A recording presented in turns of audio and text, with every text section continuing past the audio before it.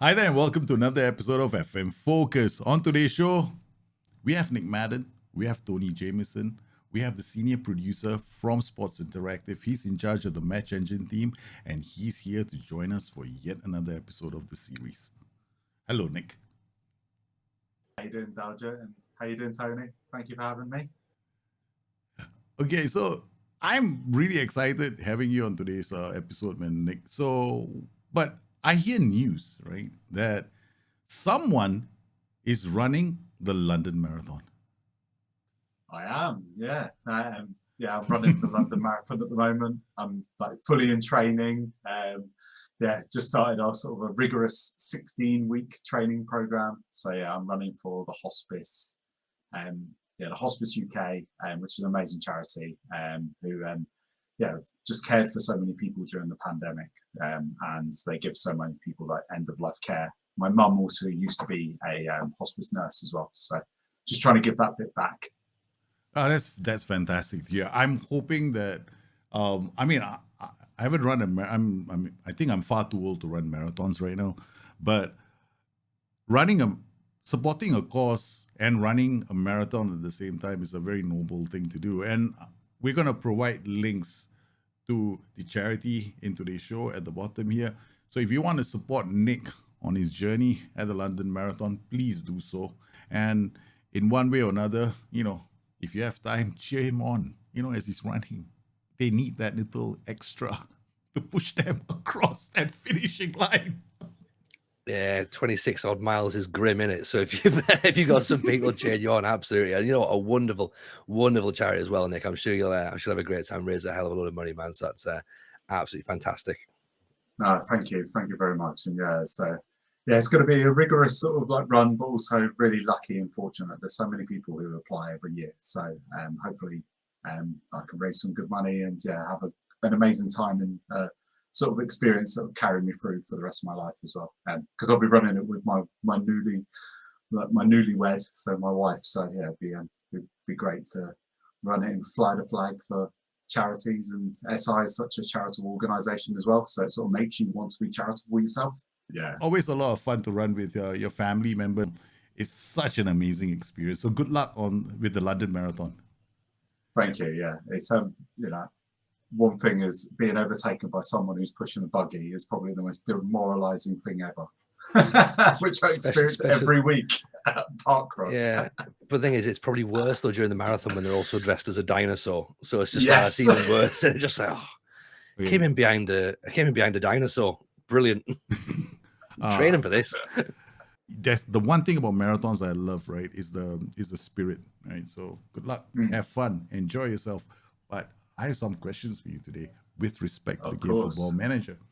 Now, okay, so here we have I have a game, right? So I'm going to show you my game, and in this game right now, we've got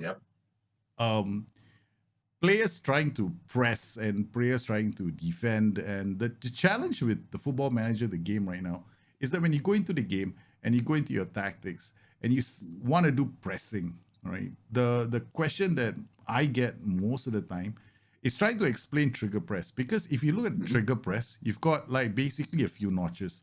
One says much less often, the other one says slightly less often, then the next one says slightly more often, and then more often. Basically, there are 5 notches.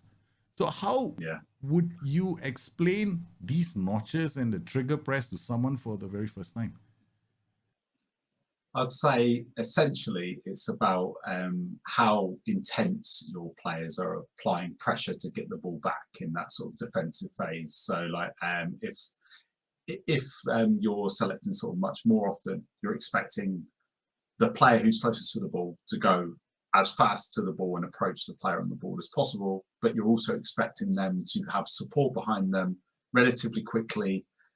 And there'll be other players that will either join in on the press, or they'll then start to cut off passing lanes or angles to support that press. And they will move a bit further away from their original tactical positions to help support that press. And then on the lowest, trigger press setting, I would expect it to not happen as often. You would expect the player closest to the ball would go close enough to sort of block their passing lane, close enough that maybe they can win the ball, but they're not going to urgently get to them straight away. And the players behind them, they'll be there to block off any options, block the passing lanes, but they won't venture as much from their tactical positions because they're not supporting the press as high altogether. So there's the sort of the extremes, and then in your middle, the middle really it's about the context, and it's about how many players you are committing to that press. So in the middle ground, it's more situational, more contextual, and it won't be that everybody's going to go gung ho, because that's sort of not what you need. But yeah, and then in combination with your opposition instructions, it may also be that you target a particular player to trigger that press on as well. So yeah, I'd say for your notches, your trigger press, it is about the urgency that you want to win the ball back, or do you want to stay in shape? All right. So basically, what you're suggesting is that if somebody were to play on like medium settings, right, the middle, then would you recommend they use opposition instructions at the same time? Yeah, I would recommend using opposition instructions for any of the pressing settings, because you can do a bit more unique pressing in there. Like, for example, if you watch the game through and you get to half time and you're like, their playmaker is making a lot of completed passes. You can see that.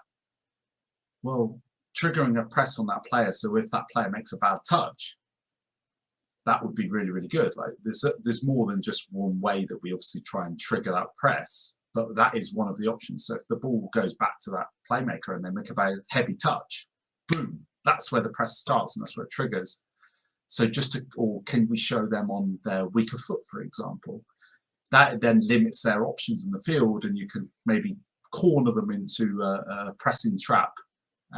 So I would say for any pressing trigger, I find it very, very useful. I wouldn't set a trigger on every single player, because then that would confuse everybody. But I'd certainly pinpoint a particular player where you may want to either force that press on, or trap that particular player to limit their options as well. So I think I was gonna say, I think along with that, Nick, like I'm quite known for pressing a lot of buttons and hoping for the best sometimes. So obviously when you've got your trigger press on, and again, I use a lot of lower league teams as well, so to multiple instruction players, they're maybe going to get a little bit confused as to what's going on. Like, could you have a situation where, for example, if you're maybe putting, I don't know, high press on plus an offside trap plus mark tire, is that going to lead to just a lot of issues at the back? For example, you're going to force people to make you're trying to press and force the opposition to make a mistake, but by that point you're then also diving out to play offside trap. Are you just asking for trouble at this point, or is there a way that something like that can really work if you're really, really heavy, or is it just a case of like try and dial it down a little bit? Depends as well as if you've got the players to carry out those instructions, and yeah, like there's a lot of opportunities that you can win the ball high. Like if they're playing out of defense, for example, or if their goalkeeper's on short distribution, you could put that press really high, your defensive line really high. If you are playing with that tighter marking, then they're going to engage even quicker, or they're already going to be there, so they're going to be a bit closer to their marker already. So you're sort of doubling down a little bit on that. But as much as, because you've already got the highest settings and the tighter marking, it won't be as like extreme. Like not all the instructions will double down, for example. Like so you won't get like, okay, it won't be a 1 + 1 = 2 scenario. It might be like a half, a little bit extra, because you're already going so high on the press anyway that they're marking tighter. It's only going to have that marginal gain. The offside trap is a really good example. If you have a higher defensive line, you're pushing up to your max really anyway. Having that offside is just to make them a bit more like they're going to hold their line higher for a bit longer. But yeah, you could then cause issues for yourself if they are playing direct. If the opposition are playing direct, because you're conceding a lot of space from behind you, then if they play direct, it takes one ball to navigate or to get through your defensive line then. So you're running that risk. It's risk football, the high press. And it is about, if you're committing so many bodies forward to a press, you are leaving gaps somewhere.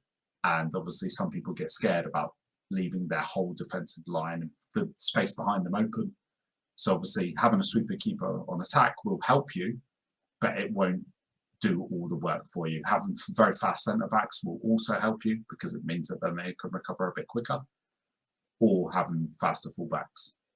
But the likelihood is, if you're playing a really defensive line, they may be engaging a bit higher anyway, so they're a bit higher than the defensive line.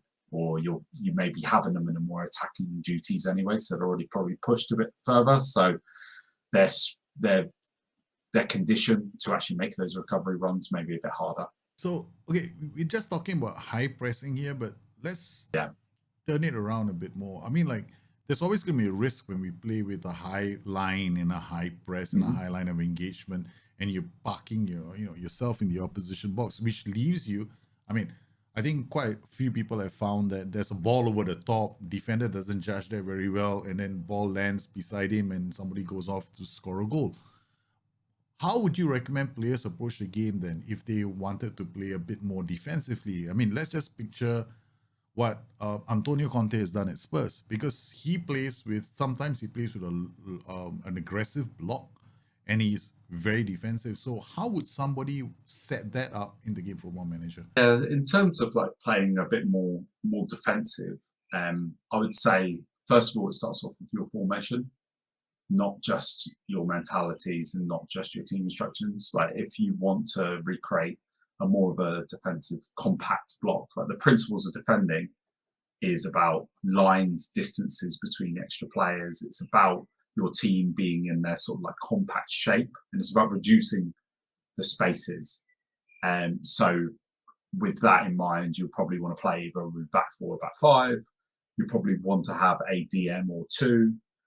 You won't want a massive gap between your attacking players because you may need an outlet, but you also, it'll be good like role and duty combinations in the center, that will help you keep that sort of that solid base.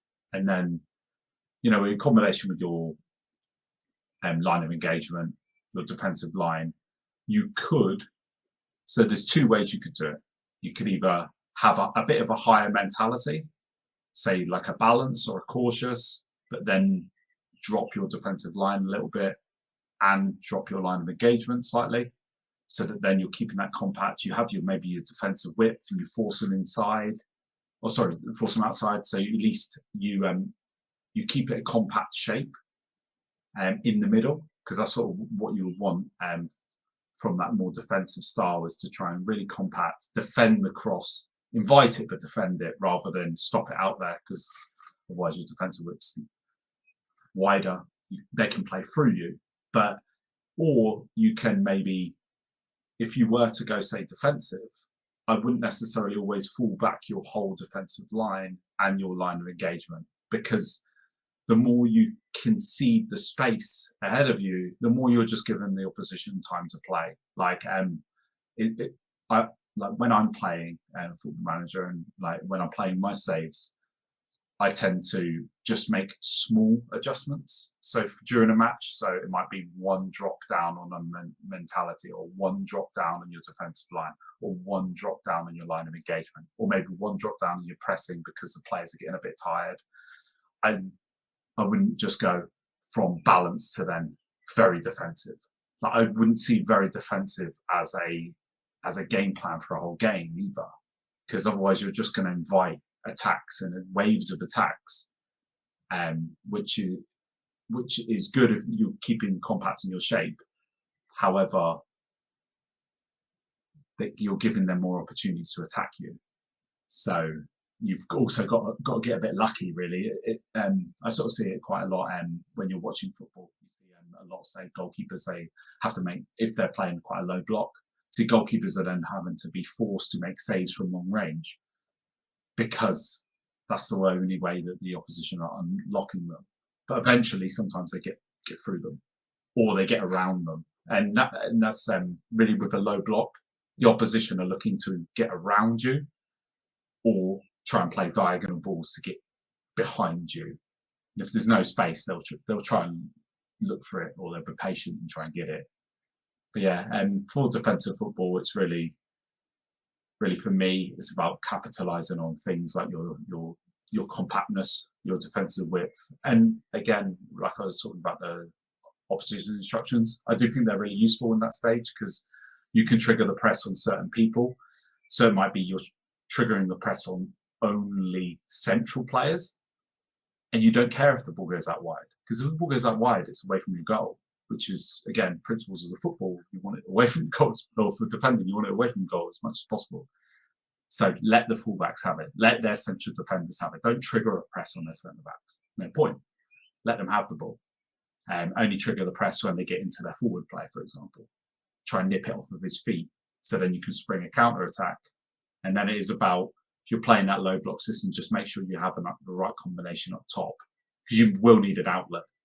I always find if you play a target forward in that scenario, sometimes it's good, because they may be able to hold on to the ball, they may be able to flick it on. But if they're isolated, you're playing up to nobody. Then they've got no support and you can't counter at all. This is speaking loud at me, man. Like, I'm currently Vanarama National North on on my Twitch save, and I am playing low block 4-4-2, and everything you've said there has just been like music to my ears, like going, because I play regroup as well at the minute rather than pressing, and I'm just literally, I've pulled my team up and I'm going through my sort of setup as you're talking through, and I'm like, okay, I think I've got the right principles here. And then still wondering, at what point does my goalkeeper decide, well, I know we're playing a low block, but maybe if I play a central midfield and try and press the play, that's just something I can't really encounter, to be honest. It just happens every now and again. But it's interesting what you're saying there about the outlets for the forwards. Like, I have found occasionally my players can be left slightly isolated, even playing two up top. But I mean, again, I guess I'll take that. Maybe I'll drop my lines a little further back. Like, but yeah, that's great to hear that what you're saying there, forcing out wide, keeping those lines nice and tight, you know, and slowing that press down. That's taking that straight away and being like, okay, maybe we can tweak this a little bit more. So thank you for that. No, you're welcome. And even like with the mentality always, if you dial down your mentality, it drops your defensive line, your line of engagement for you. So that's sometimes like a common misconception. Sometimes people go, I want to go really defensive and I want to drop everything. Like, it's already at, like, even the normal is at sort of a more defensive state anyway, because your mentality is doing that for you, because you're either wanting to win the match and you're gunning for it, like with very attacking, or very defensive, you're holding on for dear life. You're maxing your time wasting, which is already on, but it is about like that game management. So it can be done with the mentalities, or it can be done with just dialing stuff down and during the match. Like, even like tempo, for example, like, we'll change that during the match if I either want to speed up the tempo or want to slow it down. But I'll also use that in combination with different instructions. So like work ball into box if I want to take a bit of time to go forward. Like, we're having so many long shots, or, you know, we're having good passes, but we're not really connecting anything. Like, I would say, okay, so take your time, build it up. Or like a good example, when I've found that if I'm really holding on to a lead, I do then I start to amend the tackling. So sometimes get stuck in is not great if you're trying to have a low block, because the players are then going to quickly venture and they're going to try and get a tackle in. Or if not, if they then slide, they go to ground, you're left with a player out of the game for that situation. Which, you know, so I sometimes do go, okay, let's stay on our feet. Let's hold our shape when we get the ball. My question to you is, if we were to play a bottom heavy tactic and wanted to hold shape, what else could we do? I guess from what I've sort of like explained with like the opposition instructions that could really like help with that hold shape, and you know, it, like cutting off their passing lanes, their passing angles, or players. Now, I would have to say, even just having extra midfielders in there, extra defensive midfielders. I do think that some of the formations that we do play, like, it doesn't look aesthetically pleasing sometimes on the tactics board to have 2 DMs, because it makes it look like it's so defensive, just because you can see it. But actually, it's like it won't actually play out that way as much. They're not just going to stay there. Like these players, if your team gets the ball, they will show for the ball. They will have to sort of wake up and do something. They're not just going to sit there in front of your centre backs. So I would say having an extra midfielder in there, or even having like say that you could use like a Carolero, for example, who's a more of a horizontal runner. So it's not just, so it's more they can occupy quite big spaces as a sort of a wider midfielder, which I think always also helps. So it's about getting players in roles that can cover spaces that you need to protect. A lot of players, you know, like I always say, my best advice when you're trying to make a tactic is think about how you can score yourself. But in this scenario, we're looking at how we can stop the other team scoring. So it's about looking at, okay, where are we most vulnerable? Who can we cover for? Who's the weakest on the team? Where do we need a little bit more cover around them? And looking at, say, their attributes. So I would say I wouldn't go very defensive for a whole game, but I'd certainly try and like maybe start, say, balanced or cautious, and then go back as the situation as the game situation plays out. I also see that like sometimes you score a goal straight away and people go, okay, let's go very defensive. Let's like straight away. That's quite extreme. If you say you're unbalanced and you just go straight down. I always just try and slowly just go. It's a bit like, I feel like it's a bit like driving a car. You just go down the gears and up the gears. And that's what it feels like with some of the instructions. You don't have to like go crazy and just change everything. The game plan's out the window. You can just notch it back slightly and notch it forward slightly. That's great, man. I got a bit more clarity on pressing. What about you, Tony?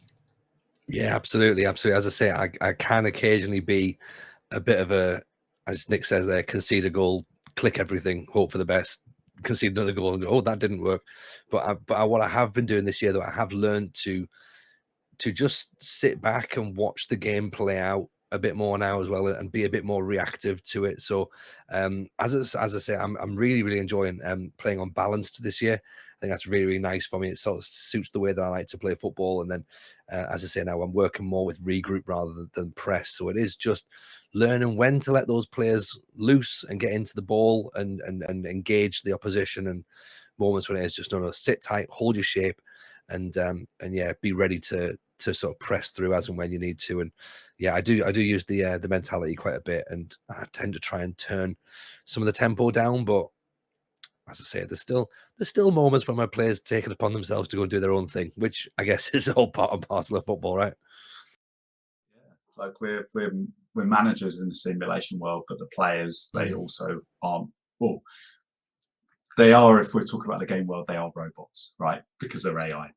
But really, they're not robots. So we're trying to make it like giving that human feel. Like the players should be making their own decisions as well. They should be informed by what the manager is, but they have the context of the pitch and what's around them, so they can see what's going to play. And even like from watching Daljit's streams on Bustthenet, and from when FM22 first came out, and he made some really good videos about both pressing and how it had changed, and how some of it got better, and how some of it needed some work and needed some refinement. So we took like the time through the updates. So for like the first update, we did make changes to the pressing. We weren't as we were really, I guess, a bit concerned that we may go too a bit harsh with some of the sprint capacity changes that we made this year. So when basically our players' endurance to press, so we calculate that all under the hood. So depending on like a player's like stamina, work rate, how much they can actually press and recover, and press again and recover. So because we want to make sure that just you're high pressing all the time, that your players are going to get knackered from doing that.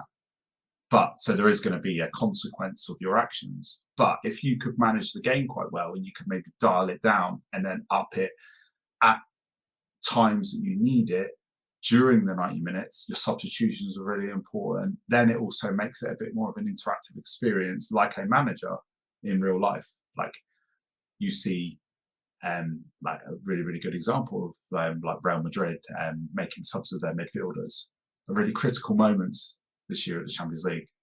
Like it was always their midfielders, and they came on strong at the end. So I guess it just we obviously want to try and replicate that experience. And then Tony, like you said about the balance, we made some really good changes this year to even the positive mentality for that final update, where we wanted to make sure that possession, first of all, that we made it so that that I guess more favoured teams valued possession a lot more, but also that, like, you know, that positive did feel like they want the ball a lot more. They want to try and control the whole game, and try and control that ball share a lot more. So, and as you see that on that mentality, and then it just drives down from there. So I've been playing my own like Southend challenge save, and I have been like just literally, I stay on balance for a bit, go up to positive, try and keep a little bit of the ball, but my players aren't that great, so they can't keep the ball as much. So go back to balance, go back to cautious, and then if I can get a goal up, I may dial up and down, just depending on the situations and how much time there's left. But if not, go for the jugular. How much PvP do you guys play in SI Towers?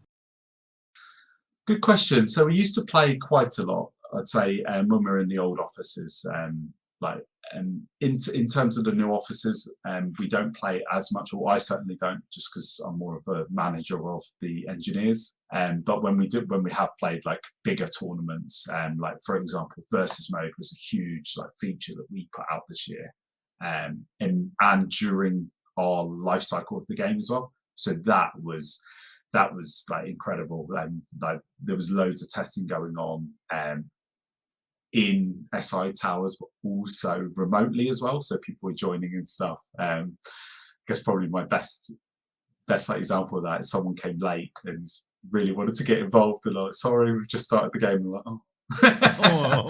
Yeah. So obviously that these, you know, they've just got stuck in a meeting and they can join in. But yeah, so it does happen more, but I'm not really as involved with those teams as much anymore. But I did get to play recently, for some content that we're putting out, which was really good. And I also got beat by a lot of people.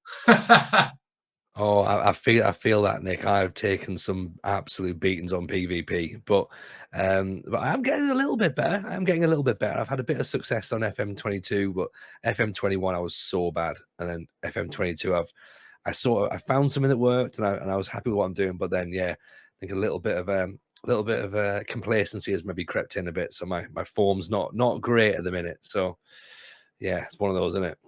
And my form has been bad for a while. I mean, okay, but since we're on the topic of PvP, I wouldn't hear the end of it if I didn't ask this question, because whenever I play PvP with my friends, I always hear murmurs of discontent, because some people will say, oh, the match engine for PvP is different from the match engine for PvE. So what are your thoughts on that? Well, it's exactly the same match engine. That's definitely number one. The match engine that we make in Sports Interactive is deterministic. So if I was to play a game and I save that match, I give it to yourselves. You watch it you can watch exactly the same highlights as how I played it out, which is really, really cool.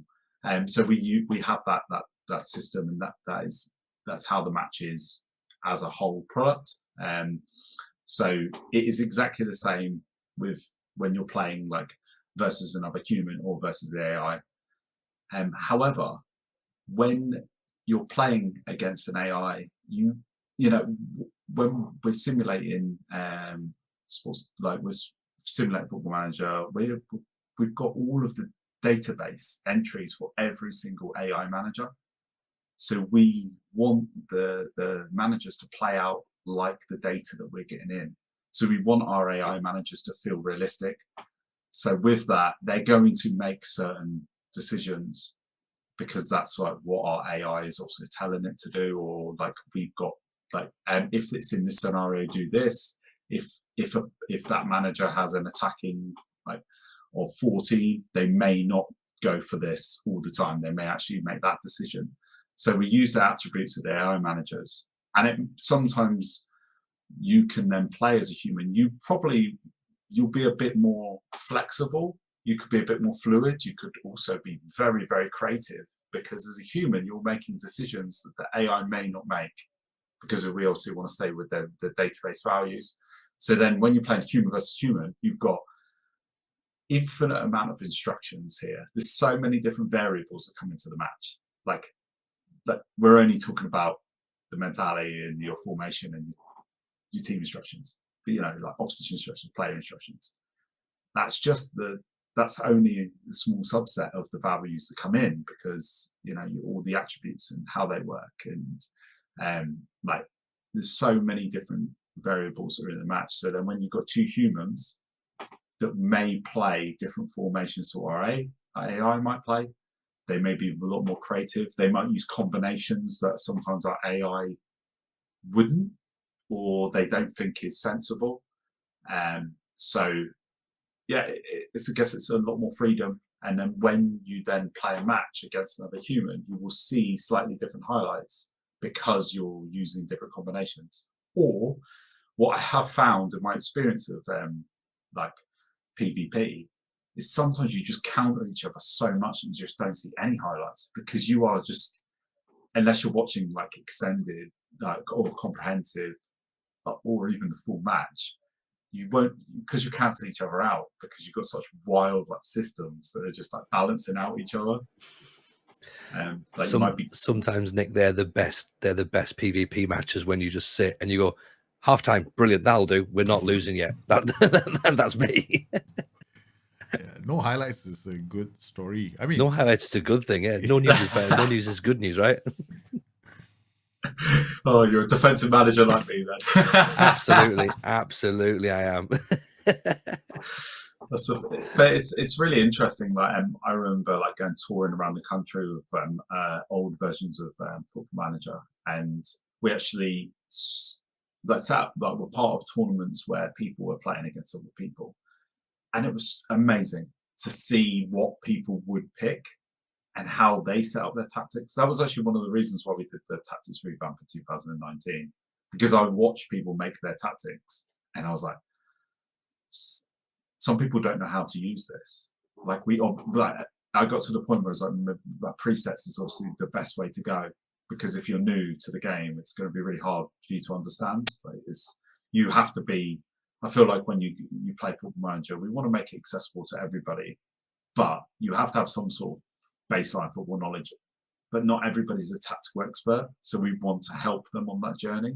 But yeah, seeing them going against each other, it's also really really emotional. Like see how people react to their team instructions and their players, which is also why there's great people like yourselves on like Twitch and YouTube who entertain a lot of people through that avenue, because it's also really, really entertaining to watch.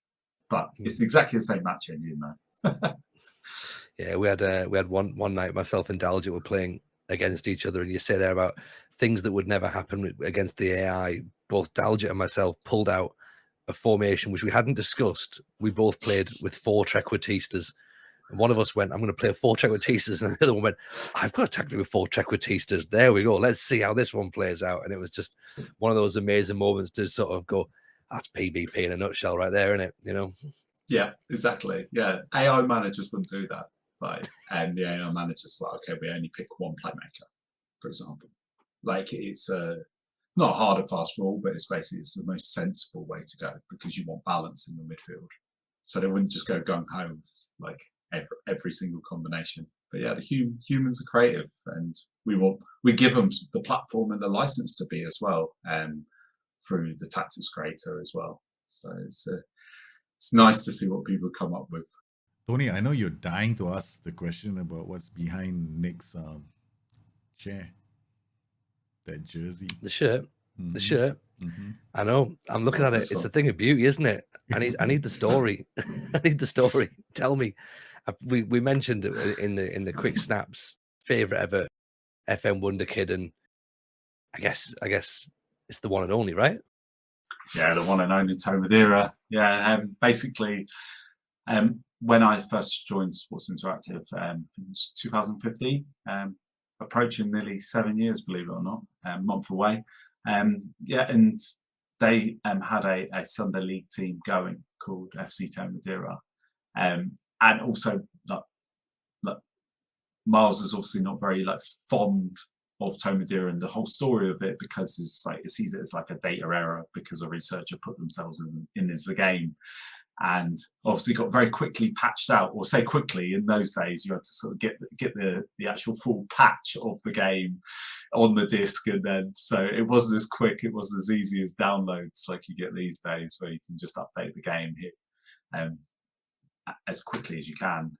But yeah, so we had our Sunday League team. I got to play for them, and I got to manage them for, I think, maybe 3 seasons. So got to play as centre back as well, or roaming centre back maybe, because I wasn't very positionally aware. But it was all people who play for the studio, or who had joined the studio and worked as like a QA for the summer, and then went back to university. So we kept in touch with a lot of people. Yeah, I got to manage them, so I've kept the shirt in my office. Hopefully, I don't get told off for having it. But I mean, I don't know, but Tony, have you ended up with Nic as a newgen in your team? Yeah. When we said we were doing this conversation, I said to Dal just straight away, I was like, right, I've got one question I have to ask. Okay, so I'm in the game. Okay, I know I'm in the game. I know Dalgis in the game as well, right? And when I started streaming last year, I ended up at Peterborough for a long term. It started off at Sunderland, that went badly. I ended up at Peterborough for 10 seasons. In my game came a very, very tall, young centre-half by the name of Nic Madden, which is really interesting because it was around about the time that you were doing a lot of the talks regarding the new pressing engine on the for Football Manager 22 coming out. And I was like, God, Nick's in my team. And I just thought it was amazing, because you know what, Nic, as well, I know sometimes you get people's names in the game and it's random. You were very, very good. Very good. You a commanding centre half, I would say you were, to be honest. I wish I was like that in real life. I played for my Sunday League team, and we played 3 at the back this season, so I'm having to play as like one of the wide centre backs, which was really fun. I got to roam forward a few times, but it's a good job I'm doing the marathon training, because I had to run all the way back. So have you ever had yourself crop up in the game, or anyone else do you recognise crop up? I have had a few people that crop up, and yeah, I always love them, like when Albi Tenconi he shows up, because he's an Italian striker. So it seems like it always favours the people that have like different nationalities in the game, or certainly it used to, in my experience. Where if you had a bit of a different nationality than English, then you'd be more likely to come through and more likely to be good.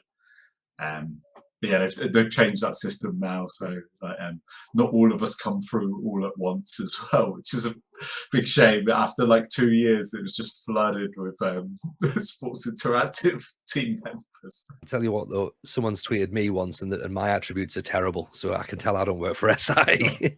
I just brought myself into the game. Apparently, it doesn't work for me when I bring myself into the game. I appear in other people's game as an cool wonder kid, but in my own games, when I sign myself, he's usually transfer listed within a year, because I'm just shy in the game. Yeah, I always try and buy myself. Like if I come up in the game world, I always buy myself out. And I've never come, because usually I play like a longer save as Celtic every year. That's sort of my benchmark of like how good I think the game is. And start playing it really early as well, so you can get a real understanding of how good it is and how it changes, just especially towards the end of like before it gets released. You can really start to see it all come together. And so I play that and then continue that, and then I'll start with one of the challenges. But I always try and sign myself. I've never come through at Celtic, so I always had to sign, and I've never been good enough to make it in the first team. So yeah, you got a bit lucky, Tony, I think. Well, that answers a question as well, because I was often considering that I couldn't come through in my own game because there would be name recognition or something. But that's just completely dispelled that theory. Maybe I'm not Googling myself as much in the game as I would do. So maybe I need to do that, get in the search engine and try and find myself. But as I say, someone sent me my image once, and it's not worth looking at, to be honest. So I Google myself all the time, man. I go into the game within 3 seasons. I'm searching for myself because I want to sign myself. I want to sign myself, then become old enough to have my own son. Then it's like a really strange thing happening in the game. I've got my newgen, I've got my own son. It's this incredible thing that I want to see happen in the game. Then I'm going to do a whole video on it. I think I've spent that long avoiding Googling myself for comedy to see what people have written about me that whenever I'm in a game, I try and not look to see if I'm in it at all. All right, guys. What we're going to do next is we're going to have a versus mode. The 3 of us versus mode. I think Nic has come with his Celtic theme, right? So what I'm going to do, very quickly, we're going to set it up.